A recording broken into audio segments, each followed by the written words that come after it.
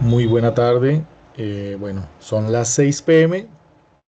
Vamos a dar inicio a la segunda web conferencia del curso de Geopolítica y Desarrollo Humano.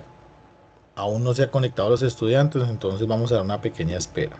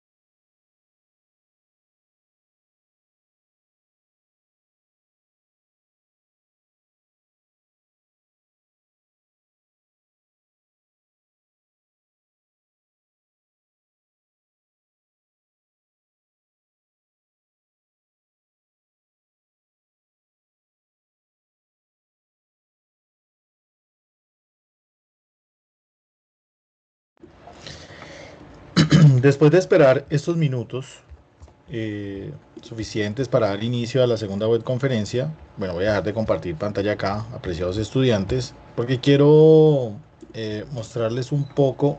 Hola Luz Karime, ¿cómo estás? ¿Me confirmas si me puedes escuchar, por favor? Hola, profe, buenas tardes, sí, señor. Ah, bueno, gracias por conectarte. Voy a compartir la pantalla en la pizarra para que iniciemos un poco. Listo. Me confirma si puedes ver la pantalla en la pizarra. ¿Y puedes ver la pizarra? Sí, creo que sí. Sí, señor, Puedes se habilitar el puede ver. micrófono cuando quieras. Perfecto. Entonces, mira, hoy vamos a hablar un poco acerca, voy a retomar como esos conceptos básicos de la economía, porque vamos a hablar de lo que tiene que ver un poco con la geopolítica y el desarrollo humano desde el punto de vista macroeconómico, porque vamos a hablar de la productividad y lo que realmente puede ser un crecimiento económico o no bajo el bienestar de las personas y el mismo desarrollo humano.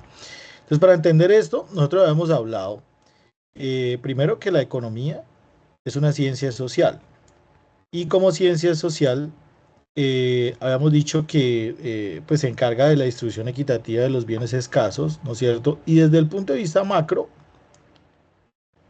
esta ciencia tiene un componente importantísimo llamado productividad o producto.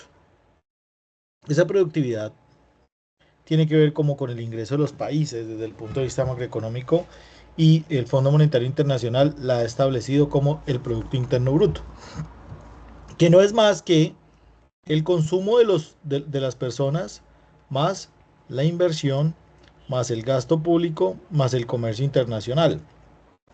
Entonces, cuando nosotros hablamos por ejemplo, consumo, estamos hablando de un mercado. Y este es el mercado de bienes y servicios.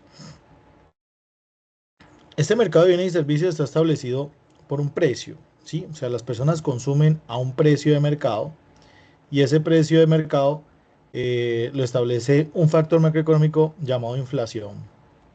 Entonces, lo que nos quiere decir esto es que a mayor inflación, pues los precios de los bienes y servicios son más costosos. O sea, el dinero pierde capacidad para comprar cosas, viajes, casas, carros.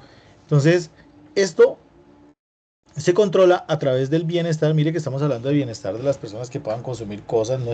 Ni siquiera estamos hablando del ingreso de la gente, estamos hablando de la capacidad que tienen las personas para cumplir cosas, para comprar cosas respecto a los precios de esas cosas. ¿Listo? O sea que a mayor inflación, menor capacidad tienen las personas y menor poder tiene el dinero para comprar cosas. Entonces, aquí hay una entidad que se encarga del bienestar de la gente. En este caso, es el Banco de la República. Es una entidad estatal, ¿sí? Entonces, el Banco de la República se encarga a través de una política denominada la política, en este caso es una política monetaria, ¿sí? Entonces, en la política monetaria, el banco emite más o menos dinero, aunque la verdad el control de la inflación también tiene que ver con la tasa de interés y etcétera, etcétera, ¿listo? Luego, las personas, tanto naturales, jurídicas, dentro de una economía, invierten, ¿no es cierto? Entonces aquí vamos a hablar de la inversión. Y el precio de la inversión, en este caso, es la tasa de interés. Entonces, la tasa de interés es para quienes prestan dinero, o sea, para quienes colocan el dinero, la tasa del retorno de ese dinero colocado. Y para quienes captan el dinero es algo así como quienes lo prestan.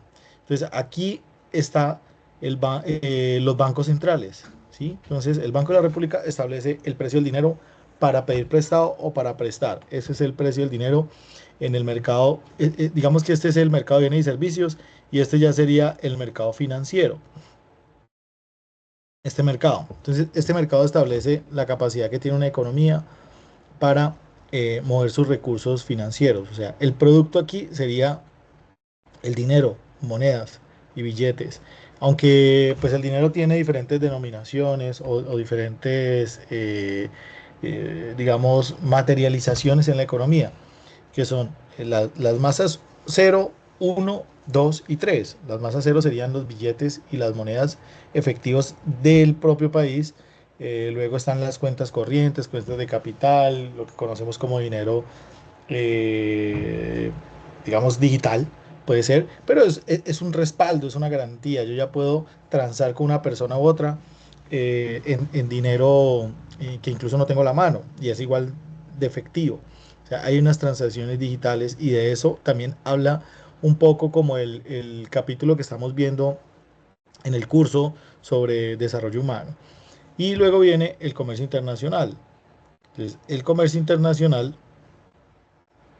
que es un poco de lo que vamos a hablar ahora, tiende a mostrarte cuánto cuesta nuestra moneda frente a otra. Entonces, ese proceso se llama o devaluación o revaluación, dependiendo de cómo se vea. Entonces, nuestro peso cuesta, por ejemplo, $4.000, perdón, nuestro peso, $1 cuesta, por ejemplo, 4.000 pesos. O sea, nuestro peso, voy a borrar este de acá, nuestro peso está más lejos de costar $1. Nosotros estamos, por ejemplo, por acá, 4.000 pesos. ¿Listo? Eso es $1. Entonces, la moneda que esté más lejos es la moneda que se está devaluando. La moneda que esté más lejos de tener una paridad. O sea, por ejemplo, eh, $1, suponiendo en un estado ideal de la economía, estaría a la par con un peso. Y eso no es así. $1 cuesta en este momento un poco más de 4.000 pesos. Entonces, eso también define mucho cómo el estado puede ser de bienestar o no. Y me preguntarás, ¿esto por qué se da? Entonces, quiero mostrarte acá. Voy a dejar de compartir mi pantalla. Y te quiero mostrar un poco cómo... dame un momento, yo busco cómo dejar de compartir pantalla. Ok, acá. Y te voy a mostrar aquí en esta presentación de qué te estoy hablando. Entonces, mire, aunque las economías se establecen a través de algo llamado Producto Interno Bruto, como lo ves acá, este puede ser el Producto Interno Bruto de diferentes naciones.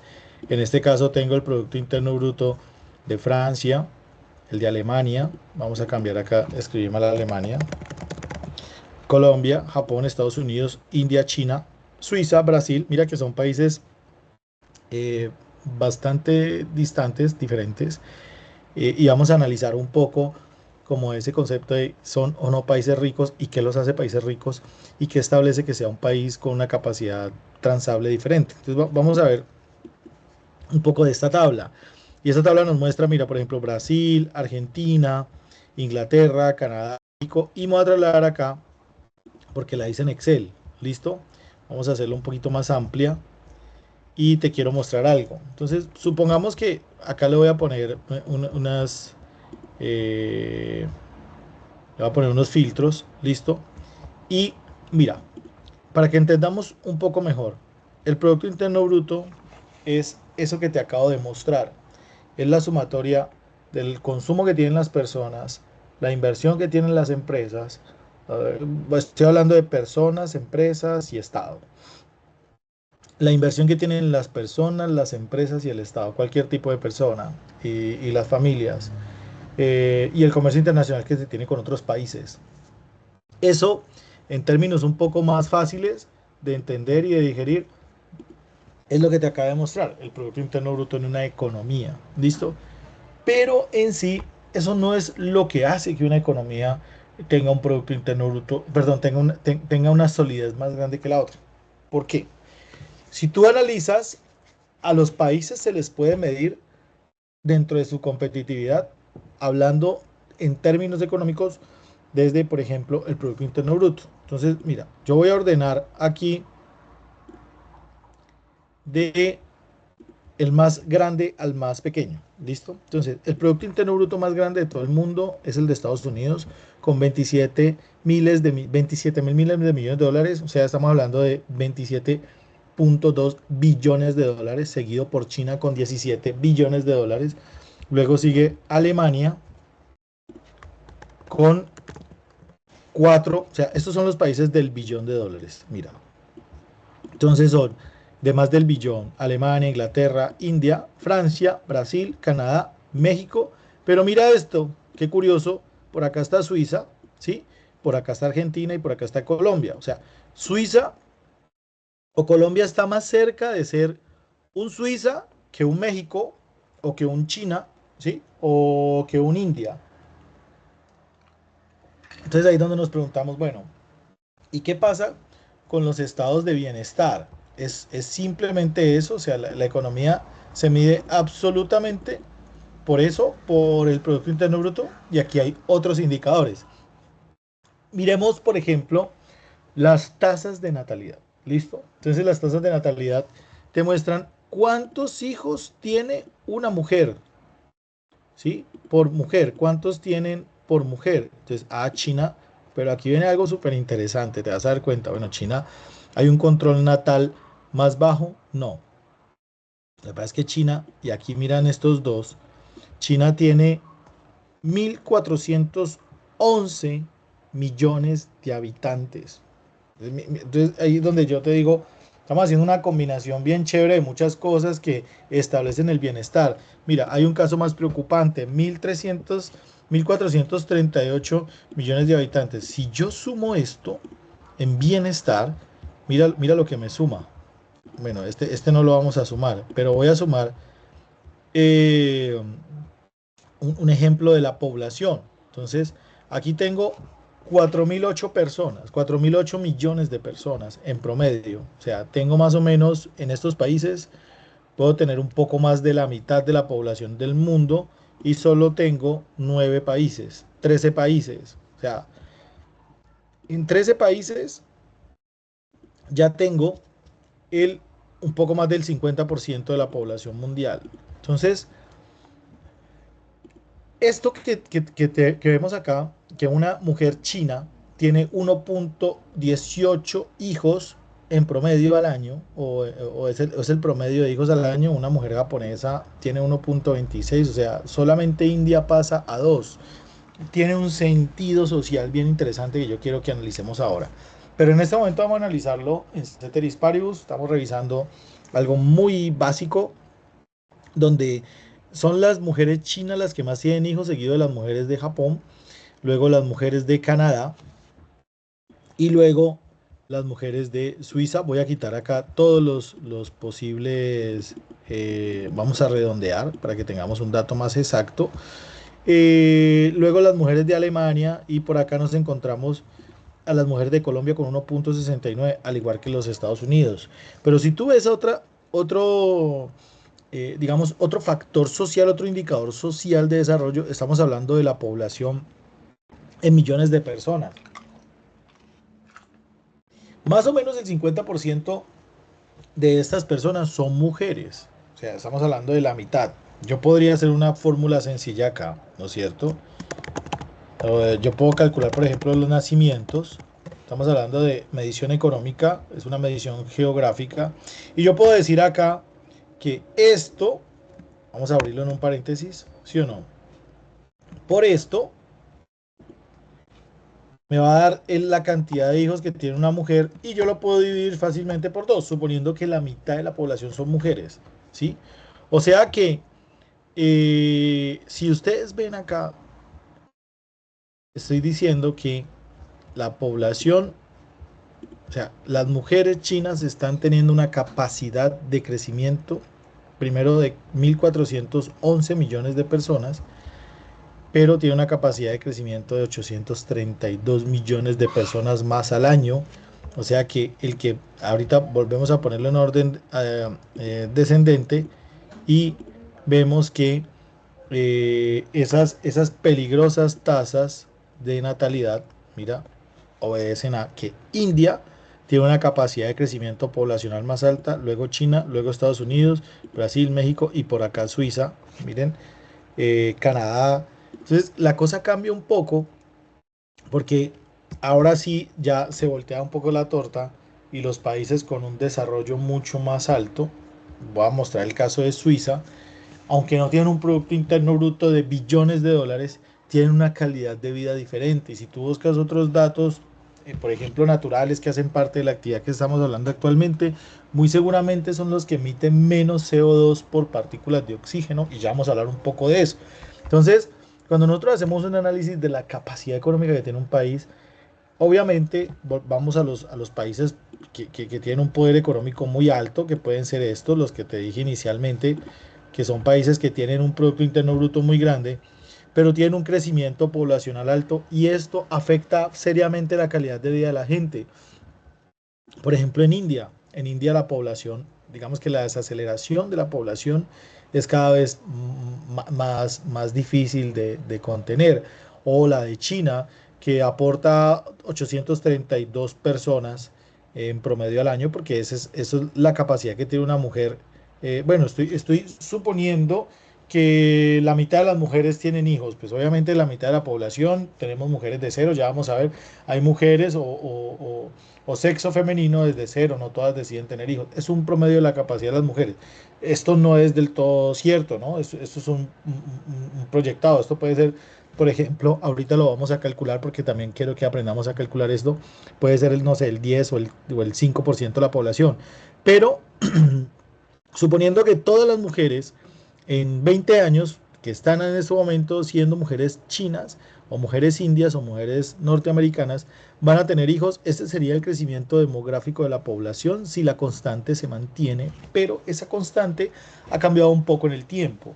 Y ni hablar pues del Producto Interno Bruto per cápita, que es, para que lo tengamos en cuenta, el Producto Interno Bruto per cápita es la capacidad o algo así como tomar el Producto Interno Bruto y dividirlo por el número de personas, o puede ser la capacidad o la calidad de vida de la gente. Y ahora aquí sí se ubica muy bien Suiza, porque Suiza tiene una población de 9 millones de habitantes, o sea, Suiza tiene la población, Luz Karime, 9 millones de habitantes lo puede tener que entre Cundinamarca y el eje cafetero, ¿sí o no? Porque nosotros somos una población de 52 millones de habitantes.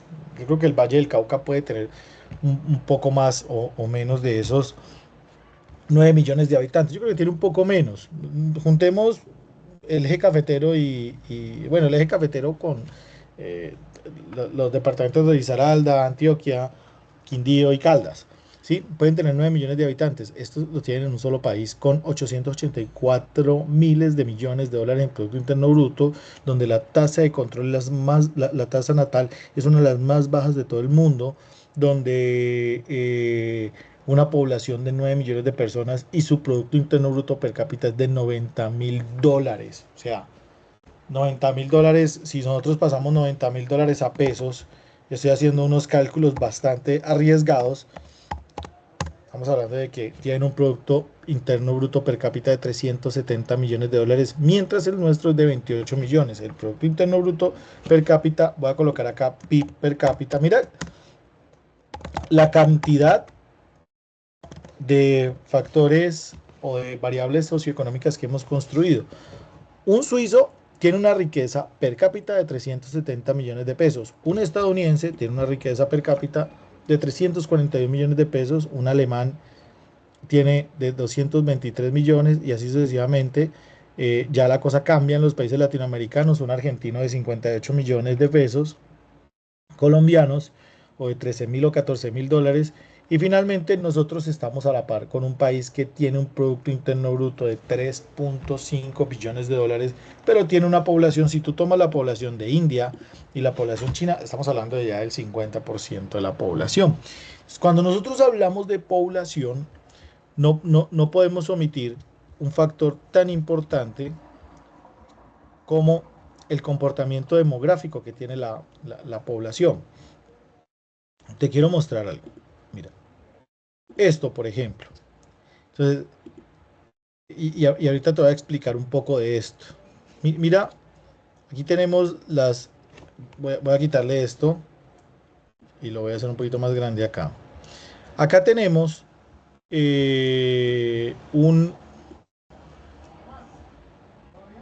mira, acá tenemos,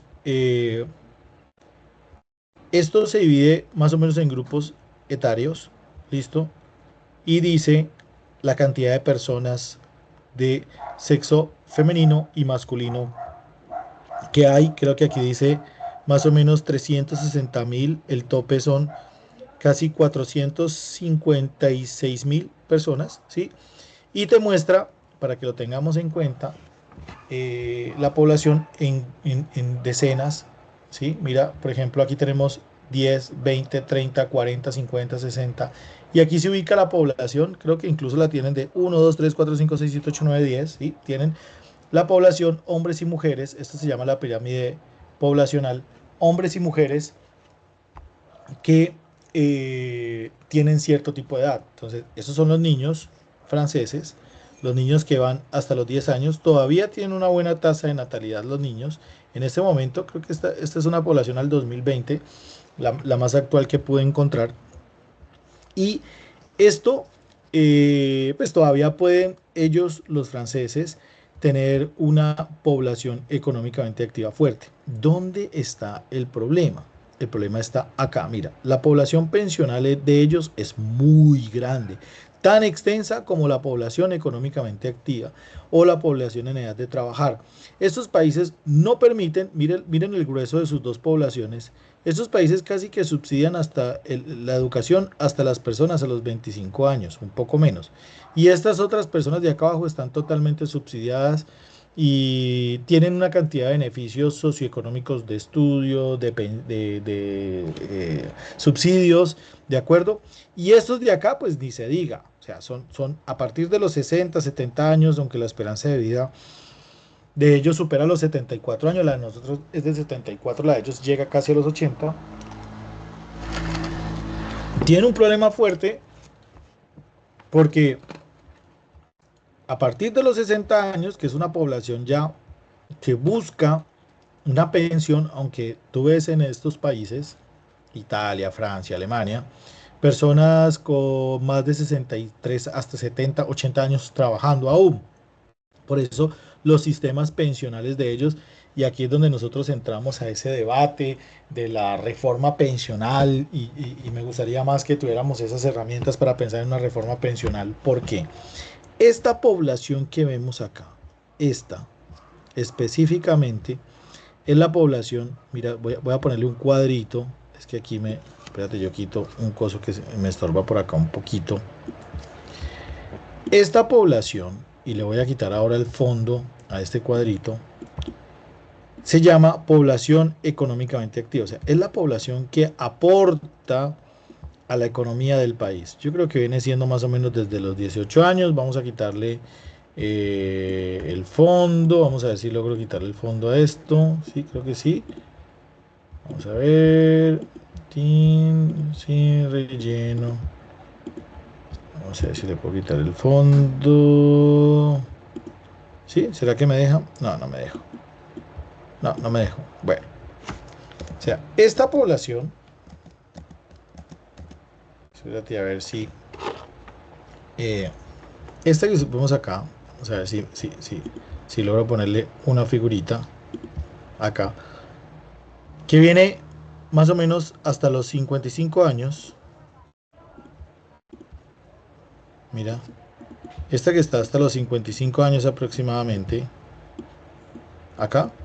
Y esta otra es la población económicamente activa, o sea, es la población que sí o sí están generando productividad, ¿sí? Más o menos acá. Pero hay otra población que está en edad de trabajar, o sea, a los 14 años una persona tiene edad para trabajar, pero esta población, miren que es una población gruesa, sostiene a esta y sostiene a esta, ¿de acuerdo? Las políticas de control natal hacen que esta de acá abajo, si ven la de Canadá, ¿por qué no nos arriesgamos? Vamos a arriesgarnos un poco y busquemos demografía Canadá, que es como la que más tiene problemas en ese sentido. Oh, claro, mira, ¿sí? O sea, la población económicamente activa canadiense, vamos a ver que, vamos a tomar esta imagen, y la voy a tomar acá, copiar imagen, ¿sí? Vamos a ver. Sí, espérate un momento, vamos a ver si la puedo pegar acá.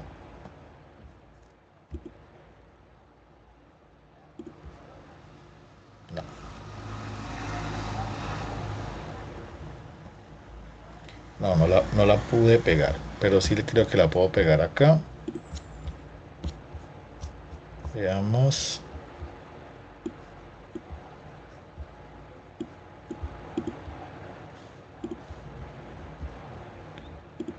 Acá. Vamos a solamente analizarla. Esta es la de Canadá, ¿verdad? Entonces, miren, la de Canadá nos muestra, wow, miren, a los 50 años, esta es la población de las personas con más de 50 años. Esta es la población económicamente activa de Canadá, ¿sí? Tienen pocos niños. Es un tema bastante grueso en Canadá. Incluso Suiza tiene un problema mucho más grave que el de Canadá. Suiza también tiene muy pocos, vamos a hacer un poquito más pequeño a Suiza. Estas son las cosas que nos permiten a nosotros analizar realmente, bueno, son países económicamente estables, pero entonces respecto al crecimiento económico y la forma de mantenerse, ¿qué tanto va a durar? Entonces, por ejemplo, mira, la población entre los 5 en Suiza y los 24 años son 2 4 6 8 10. Yo diría que son más o menos el 15% de la población, ¿sí? No tienen una población tan longeva, tan vieja, tienen todavía una población económicamente activa, pero el problema se genera es que miren que en casi todos los países desarrollados, miren, tienen esta constante de calor. ¿Qué quiere decir esto?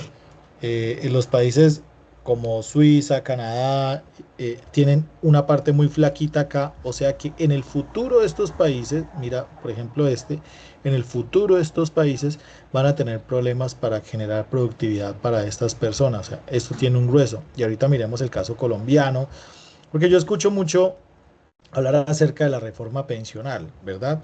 Mire, nuestro caso es un poco más grave.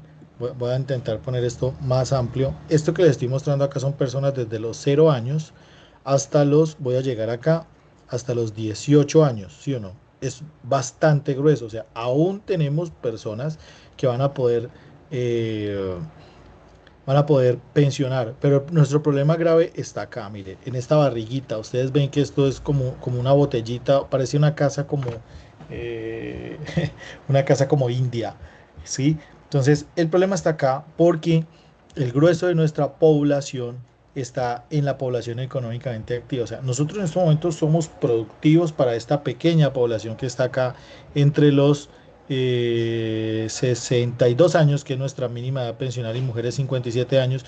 Para nosotros es barato en este momento hacerlo. Mírenlo, a partir de acá es nuestra población pensionada. O sea, a partir de este momento, si yo le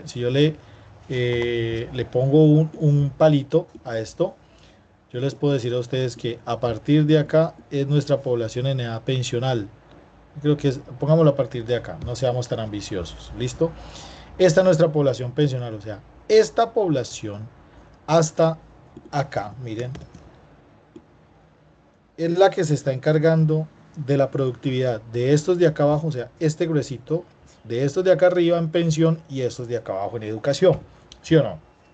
Ya, la población que paga impuestos, produce, es la que está manteniendo estas dos. El problema es que con las políticas de bienestar social, por eso, si tú ves ahora, yo les hago una pregunta, o ustedes mismos se pueden responder esa pregunta: ¿cuántos hijos tuvo mi abuelo o mi abuela? Entonces, la pregunta es fácil: ¿cuántos tíos tengo? Ah, por el lado de mi papá tengo tantos, 8, 9. Por el lado de mi mamá tengo 5, 6, ¿sí? Y ahora, ¿cuántos hermanos tengo? Ah, puedo tener 2, 3, 4, 5, ¿sí? ¿Y cuántos hijos tengo? No, pues uno o dos.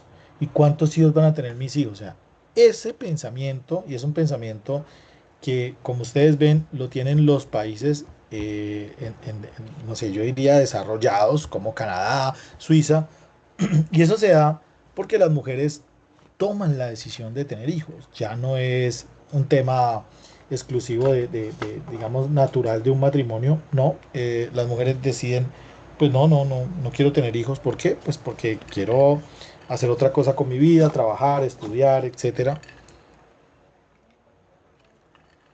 Y los hombres también deciden, no, pues venga, no están mis planes tener hijos. Entonces, las personas deciden no tener hijos por, no sé, X motivos, o no tener tantos hijos, con uno es suficiente.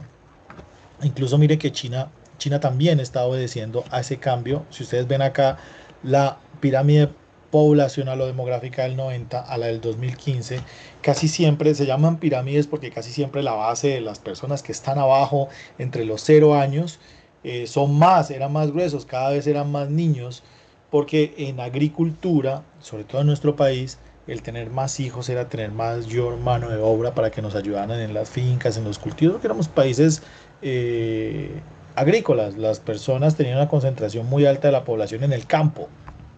Entonces sí vivíamos en sectores agrícolas y era beneficioso tener 8 o 9 hijos. Luz Karime, adelante, por favor, enciende la cámara. Adelante. Profe, una pregunta. ¿Esto también tiene que ver con las políticas de los migrantes, es decir, también tendría que ver qué tanto se aceptan los migrantes de acuerdo a la pirámide poblacional, porque a la larga sería pues mano de obra barata que podría suplir y equilibrar un poco la situación. Dios, que eh, ¿tú me escuchas? ¿Me escuchas bien, Luz Karime? Sí, señor. Ok, tú acabas de tocar un tema súper sensible y muy pertinente a lo que está acá.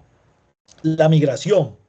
Entonces, voy a hablar, por ejemplo, en el caso de Canadá, que nos metimos en el caso de Canadá. ¿Listo? Lo que pasa es que nosotros todavía no estamos viendo el impacto migratorio, pero nosotros tenemos en este momento, dos características migrantes. Pues obviamente voy a hablar de la migración en Francia. La migración en Francia es una migración mayormente africana. O sea, a Francia llegan muchos migrantes de África, pero también llegan migrantes de Asia, llegan migrantes sobre todo del sur de Asia, y llegan migrantes no tanto latinoamericanos, pero sí llegan latinoamericanos. Entonces, ustedes ven que la población en Francia, pues yo tuve la oportunidad de conocer ese país y pues contando una anécdota acá, con mi esposa me perdí en el metro a las 10 de la noche y las personas que yo sé que me ayudaron a encontrar la dirección hacia donde íbamos, eh, se veían muy indios, pues a lo que nosotros le decimos hindú, y habían dos jóvenes, un joven indio, pues intentábamos comunicarnos con él en el poco inglés que hablamos, y habían dos personas que hablaban francés. Lo que pasa es que el francés es una lengua que si alguien lo habla despacio uno puede entenderlo un poco más. Eh, pero no, esas personas eran dos jóvenes que se notaban eran migrantes africanos, muy amables, pero jovencitos, andaban con, recuerdo, con los zapatos en la mano y el metro, pues París es una ciudad muy grande. eh, y esto tiene una repercusión altísima, o sea, tú ves allá muchísimo turismo, un turismo mal portado, pero también ves esa migración. Entonces, esa migración tiene un impacto porque la calidad de vida de un país como Francia sobre jóvenes que se ven atraídos para llegar a Francia, pues van a tener un impacto. El caso nuestro es un caso que hace, no sé, más o menos unos 7 o 10 años estamos recibiendo una migración venezolana, pero hasta el momento sé que estamos llevando un control de esa migración venezolana. No creo que tengamos una migración más alta de otro país. Lo que pasa es que tenemos migración de tránsito, las personas que vienen de Venezuela, pero se van de Colombia, no sé, por oportunidades u otros factores, y hay migración eh, ya migración que se establece en Colombia. Entonces, claro, eso, por ejemplo, en algunas ciudades eh, se generan esos asentamientos de personas que tributan, eh, pagan impuestos, tienen trabajos formales. Entonces, allí cambia un poco la pirámide, aunque la verdad en Colombia, y ahí es donde hablo de la reforma pensional, se debe pensar en muchísimas más cosas respecto a esto. Y una de las cosas de la reforma pensional es este cambio piramidal que tenemos nosotros. Va a ser muy costoso mantener a esa cantidad, este gruesísimo de personas. Y ahora que tú hablas de la migración de venezolanos a Colombia, pues aquí no se están viniendo los venezolanos de 60 o 70 años, no, están viniendo venezolanos que son mano de obra en edad de trabajar y económicamente activos. O sea que en algún momento de esa, digamos, ¿cómo lo podemos llamar? Como ocurre en las personas jurídicas, hagámoslo con las personas naturales, en esa formalización, pues en este caso sería darles estatus de nacionales o extranjeros con permiso de trabajar. Va a ser igualmente costoso, aunque ahora pienso que hay que buscar muy bien como ese ahorro que se debe tener en las pensiones, pero va a ser bastante costoso pensionar a los nacionales colombianos y a estos. Y ahora hay que sumar algo más. Nosotros somos un país expulsor de población. Nosotros también tenemos migración hacia Europa, migración hacia los Estados Unidos. pero algunas de esas migraciones regresan a Colombia. Por eso, mira, el impacto social y económico de las remesas, de la migración, de la reforma tributaria es más estructural que cualquier otra cosa. Pienso que Colombia debe pensar mucho más allá de esas reformas y pensar es realmente en la estructura demográfica, qué es lo que está pasando en la estructura demográfica. Voy a poner un ejemplo con las remesas. Hay una cantidad de colombianos fuera del país que enviaban remesas o aún envían remesas y mantienen la economía. Nosotros no supimos hacia dónde direccionar esas remesas y no, primero ni las pudimos contabilizar y tampoco le dimos el valor económico que tenía esta remesa respecto a la reactivación de la construcción o del sector de los servicios o los restaurantes, etcétera, etcétera. Y dos, debemos tener un control de las personas que van a regresar a Colombia porque muy seguramente hay personas que están aportando al régimen pensional y están fuera del país porque algunos migrantes, no todos, quieren regresar a Colombia, o sea, tienen una intención sólida de envejecer en Colombia. Entonces, aquí, en estos países, la migración tiene un efecto contrario. La migración tiene el efecto de salvar esto. Mire, tienen una barriguita acá de personas en edad de trabajar, ¿sí? Pero la barriguita cada vez se hace más flaquita acá, como la tiene Suiza, ¿no es cierto? O sea, cada vez hay menos personas en edad de trabajar, cada vez hay menos niños, menos nacimientos en una población de 8 millones de habitantes, 9 millones de habitantes. Hay cada vez menos niños en esta población suiza. ¿Cuántos habitantes tiene Canadá? Canadá tiene 40 millones de personas. O sea, digamos que el problema más grueso lo puede tener Canadá, donde cada vez hay menos personitas, ¿sí? En estas edades hay menos personas económicamente activas y hay una población más longeva. Entonces, esto afecta directamente la, digamos, la capacidad que tienen los países de poder controlar en el futuro esa población que van a pensionar.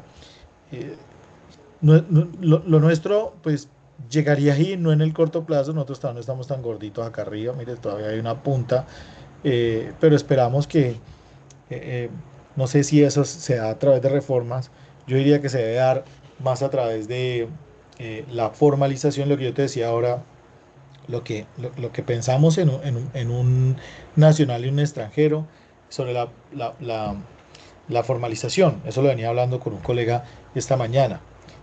Hay una reforma laboral en desarrollo.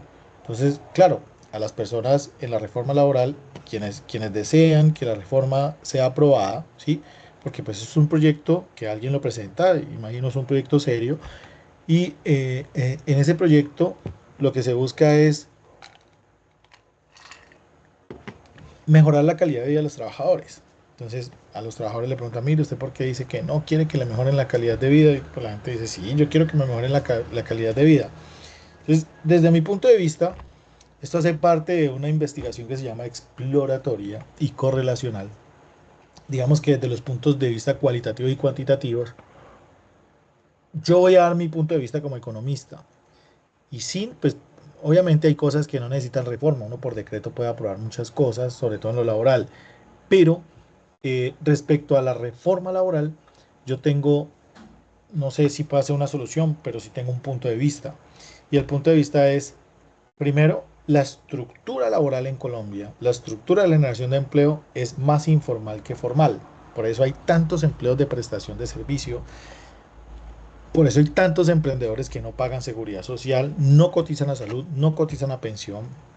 Entonces yo pienso que la estructura debe darse para que podamos tomar ese gran recaudo. Si tú le haces una reforma pensional, una reforma laboral a un gran empresario, muy seguramente ni lo va a sentir. Pero si tú le haces una reforma pensional y le haces una reforma laboral a un microempresario, lo va a sentir porque vas a exigirle a ese microempresario que pague absolutamente todo lo de ley, 1,6%, 1,6 en factor multiplicador más de lo que paga un empleado. O sea, un empleado de un salario mínimo le puede costar casi el doble para poderlo emplear. Y lo que hace un microempresario es, pues no emplea a uno, sino a dos con esos 3.200.000 o 300.000 pesos. Pero ahora solo va a poder emplear a uno. Entonces, va a ser muy difícil que el microempresario crezca. Estos países como Canadá, Estados Unidos, Francia, no son países tan llenos de microempresarios, son países llenos de empresarios. Hay algunos formalizados en pequeños negocios, pero nosotros sí dependemos muchísimo de los servicios, dependemos muchísimo de los microempresarios. Tenemos, digamos, una composición del empleo muy grande sobre los microempresarios. Entonces, una de las formas es incentivar que el microempresario y que el trabajador de prestación de servicio, y ahí va otro factor más, y es que el Estado es el principal contratante, sí, contratante de prestadores de servicio. Los municipios y las empresas estatales son los que más, el SENA, todas estas entidades son las que más contratan eh, empleados por prestación de servicio. O sea, están pidiendo eso, pero entonces no sé cómo harían para que el SENA o esas entidades funcionen con el mismo impacto social si todos los empleados pasaran a ser prestadores, perdón, contratados con prestaciones sociales, no prestadores de servicio, sino contratados con prestaciones sociales. Sería muchísimo más costoso, entonces podrían contratar menos personas. Entonces, una de las soluciones que yo, desde mi punto de vista de economista, creo que se debe dar es lograr que esas personas que están en la informalidad hagan el aporte, pero no en la misma proporción que lo hace un macroempresario o una pyme, una macro o una pyme, que ya tiene una capacidad mayor. Las prestaciones sociales, primas, cesantías, vacaciones, se dan sobre un porcentaje. Si tú eres empleado, una corresponsabilidad es del empleado y otra es del empleador. Si tú no eres un prestador, si tú no tienes un contrato de prestaciones sociales con primas, vacaciones, cesantías, pago de pensiones, tú debes asumir eso. Como el porcentaje es tan alto, estoy hablando incluso solamente del porcentaje del 12.5 de salud y el 16% de pensión, estamos hablando ya de un 28% sin hablar de primas, vacaciones, porque no tendrías derecho a esto. Como ese porcentaje es tan alto, yo pienso que una de las soluciones es que el microempresario asuma de ese empleado, que pueda ser por prestación de servicio que él asuma las cesantías, las vacaciones, y si en su negocio da utilidad, le permita una utilidad suficiente, le permita darle eh, primas de servicio. ¿Sí? Esto lo asume el empleador y el empleado asuma no el 16, no el 12.5, sino el 4 que asumiría como cualquier empleado. O sea, el Estado debería subsidiar ese otro 4 y traeríamos una cantidad de aportes gigantescos de personas que no aportan a salud, que no aportan a pensión, porque solamente van a aportar el 8 y lo deben hacer sobre el ingreso base de liquidación que tienen para evitar, porque tú como microempresario, si tienes un salario o un contrato de prestación de servicio por 5 millones de pesos, tú no vas a cotizar el 28.5% de 6 millones de pesos, lo vas a hacer sobre el 40, 6 por 4, 24, lo harías sobre 2.400.000. O sea que si por alguna situación de la vida un prestador de servicio tiene un accidente y queda en un estado de incapacidad total y permanente, pues su pensión no va a ser de 6 millones de pesos que son sus ingresos, sino de 2.400.000. Adelante, Luz Karime.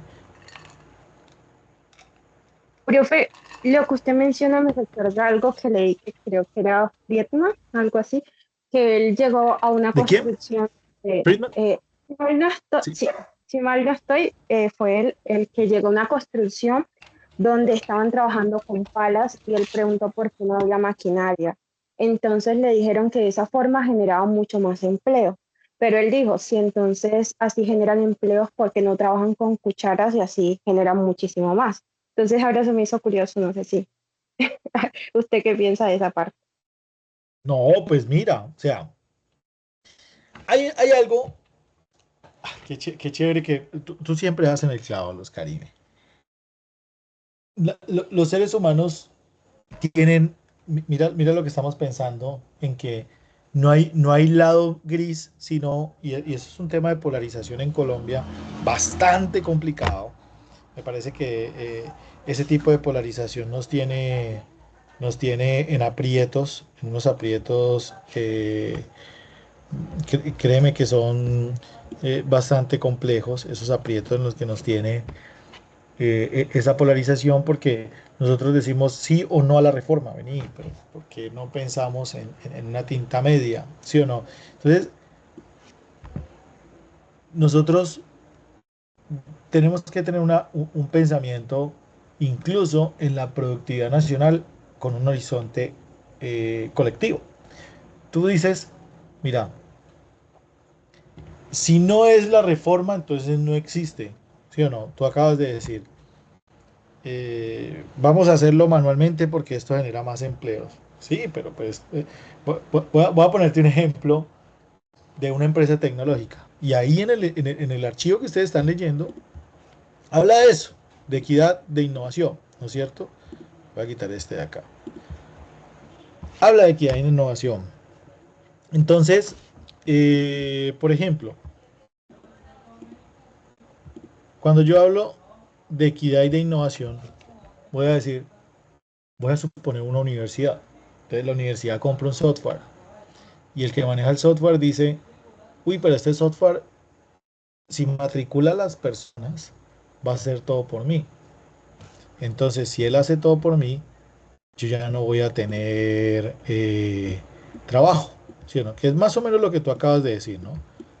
Si este software hace todo por mí, entonces no, pues más bien no contrates, matricula 2000 personas, aquí somos tres, ¿no es cierto?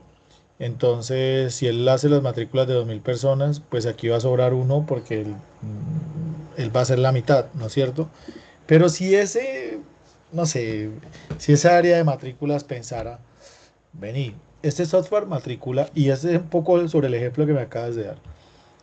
Este software matricula 2000 personas, pero si nosotros logramos traernos a 5000 personas, entonces voy a contratar el doble de profesores, voy a tener una plataforma más robusta, voy a tener más ingresos, voy a tener un área tecnológica que va a desarrollar no solamente las matrículas, sino también la data, cursos en inglés, cursos online. ¿Sí me hago entender? O sea, eso que está pensando la persona allí, de esto se puede hacer con cucharas, se puede hacer con palos, es decirle no a la tecnología.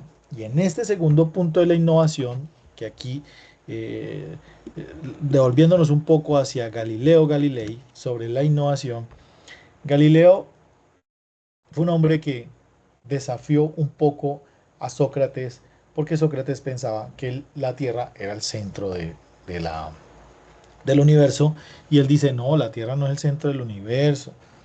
Yo acabo de observar, porque a alguien por allá se le ocurrió la magnífica idea de regalarle unos, no sé si en ese entonces eran binoculares que acaban de inventar, una invención, y él dijo, uy, con esto puedo ver más las cosas en gran escala, y él mejoró ese invento y lo convirtió en un telescopio y empezó a observar a los planetas y encontró que Venus en algunas temporadas del año tenía un color diferente, entonces se dio cuenta que era el Sol el que le daba la luz y dijo, no es cierto, la Tierra no es el centro del universo, la Tierra es simplemente eh, una pequeña parte de muchos universos, y aquí está el Sol y nosotros gravitamos alrededor del Sol y por eso cambiamos de color, cambiamos de estaciones.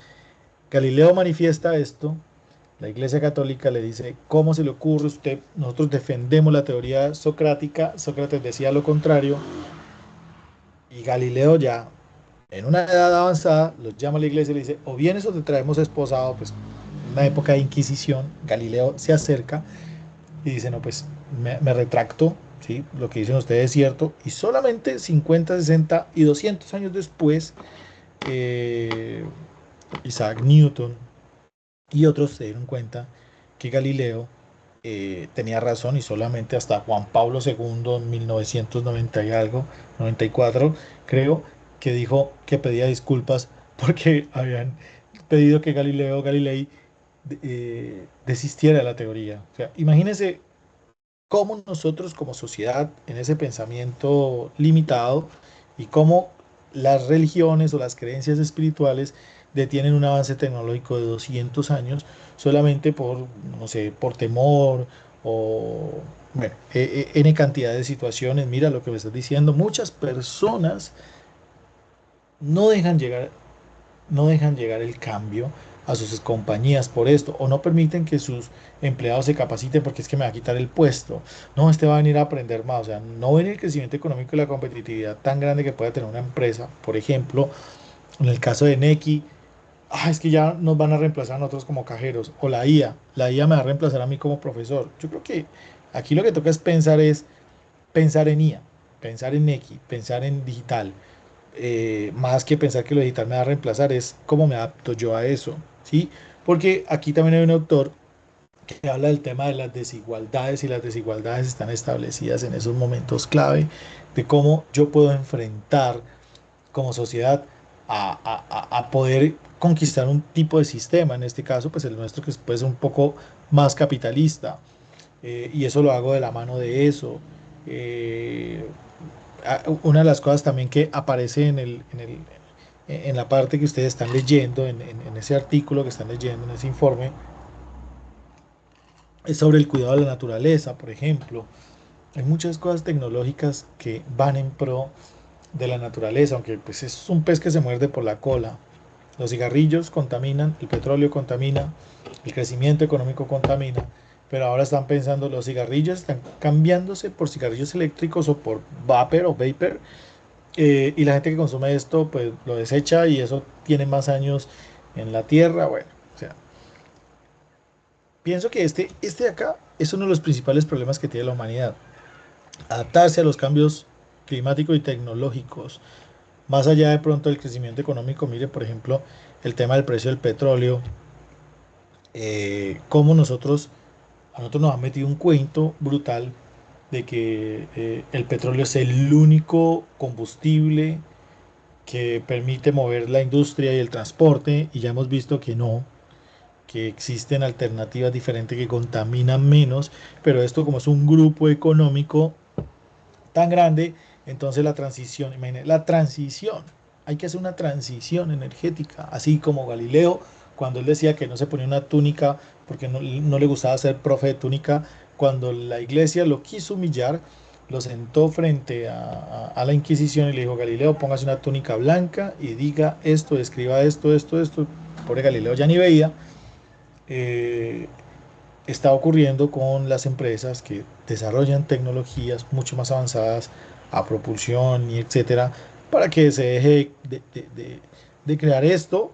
Y es algo que yo quiero que ustedes hagan en los aportes que hacen del curso, porque estamos pensando en que solo existen alternativas que son las conocidas y las cómodas, y esas alternativas son, no, pues que el petróleo es el único mecanismo de transporte que existe en el mundo. No, ya estamos viendo que no. Es que la mano de obra solamente debe ser una mano de obra, como tú lo dices, con cucharitas o con... No, estamos viendo que no. O sea, los chinos nos están demostrando que no. Los chinos vienen, hacen las cosas a escala y se vuelven. Y no están teniendo la calidad de vida. Lo que pasa es que están teniendo un modelo económico y social diferente. No todos tienen que trabajar. ¿Sí o no? Como el modelo estadounidense, es que aquí todo el mundo trabaja. Si no produce, entonces no están en el modelo. No, hay otros diferentes, listo. Hay personas que trabajan, generan riqueza, otros más que otros.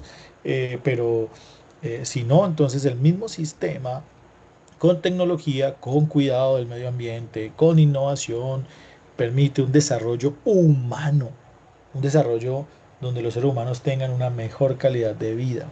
¿Listo? Bueno, esto creo que, eh, no sé, me sobró un minuto de lo que les quería mostrar hoy, de esto un poco, mostrarles lo que quiero que hagamos en nuestra actividad, que tengamos un pensamiento propio. Yo sé que obviamente las lecturas son un poco extensas, pero tengamos un pensamiento crítico, pueden ustedes plantear lo que quieran sobre el desarrollo de la actividad. Hoy era una clase magistral donde quería comentarles un poco de este desarrollo sostenible, social. Y bueno, no sé si de pronto tengan alguna pregunta allí establecida. Luz Karina, Daniela, les quiero dar las gracias por ser puntuales, por conectarse. Si no tienen ninguna pregunta, eh, podemos darle cierre a la web, que pues, se nos cruzó hoy con un día de fútbol. Yo- Una pregunta, es que en la guía dice que la lectura de Brito es el proceso de globalización. y los retos del desarrollo humano. La lectura que usted también me mandó se titula La política exterior de China hacia América Latina. Entonces, sí, la pregunta es si se trata de el texto La política exterior de China hacia América Latina o hay algún otro que sí se titule El proceso de la Lo que, globalización y los retos del desarrollo humano. lo que pasa es que no, es esa, es esa. Mira, a mí me descargó, ella descargó, yo la pude descargar. Se llama, dame un momento, es el libro de Heriberto. Yo la pude descargar, lo que pasa es que es muy pesada para enviártela. Escribime el correo, yo te reenvío las dos que pude descargar. ¿Estás de acuerdo? La política exterior china y su proyección hacia América Latina, así se llama. Ah, ok, profe. O sea, es la que nos abre directamente, porque lo que me confundiera que en el punto uno dice el proceso de la globalización y los retos del desarrollo humano. Entonces, esa era la que no encontraba. Sí, tú me enviaste un enlace. Espérate un momento. Te voy a compartir pantalla para que mires. ¿Listo?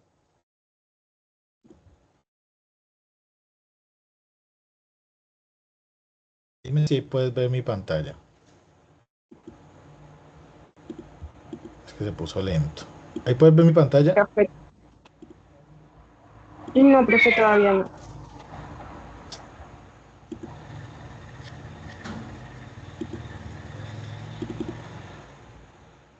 Ahí puedes Ahora ver mi sí. pantalla. ¿Sí? Bueno. Espérate. Esta es la que tú. Esta es la de la guía. ¿Listo? Entonces voy a ir a la guía. Esta, ¿verdad? No sé por qué se puso lento el internet. ¿Esta es la que tú pudiste abrir? Sí, la que yo abrí es la que habla sobre China. Sí, esa. Por allá hizo gol Colombia, ¿verdad? Se escucha la gente gritando. Dame un momento. Vamos a ver si es este o este. Sí, es esta, la que tú ves acá es. Dame un momento, es este curso. Se mira que me abrió bastantes ventanas hoy. Entonces voy a ir a la guía. Te parece que cuando hay tanta conectividad de personas, seguramente viendo el partido, se pone lento. Mira la guía. ¿Sí lo ves? Y Sí, señor. tú me preguntas, creo que es este, ¿sí? Es este. Yo le doy clic, míralo acá. Es este. Este fue el que yo te envié. Lo que pasa es que él acá dice PDF. ¿Lo ves? Míralo acá. Ahí lo puedes tomar en PDF. Fue el que yo te envié. Y si hay uno que se repite bastante, que es este informe. Informe de Desarrollo Humano 2020. Informe de Desarrollo Humano 2020. Listo, este es el mismo.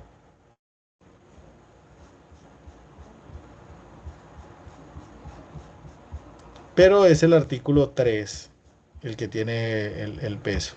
¿Listo? Capítulo 3. Míralo acá. ¿De acuerdo, Luz Karime? ¿Me escuchas bien? Sí, Hola. profe, en ese informe el cuadro comparativo es sobre qué página, porque dice la 441, pero cuando uno lo abre no tiene 441 páginas. ¿Cuál? ¿El informe? El, Sí, el informe. el... Espérate un momento. ¿Cuántas páginas te aparecen a ti?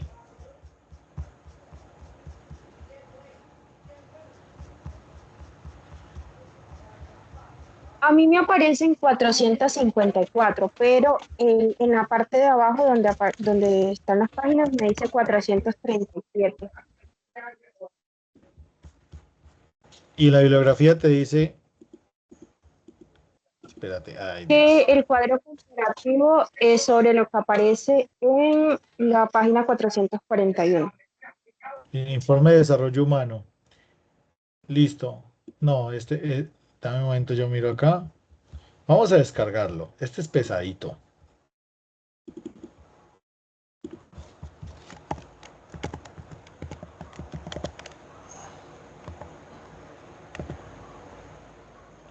¿Tú encontraste el cuadro comparativo?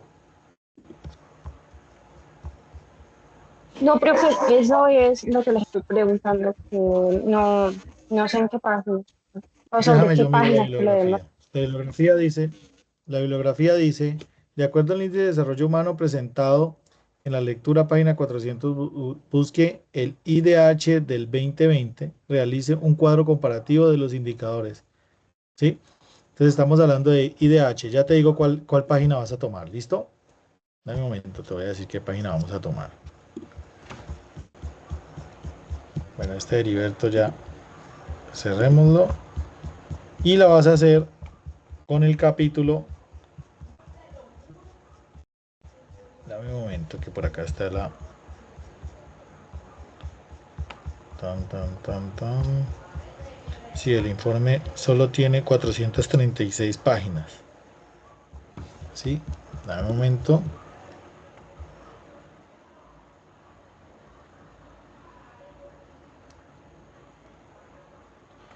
Hazlo por favor solo con la parte uno. ¿Listo?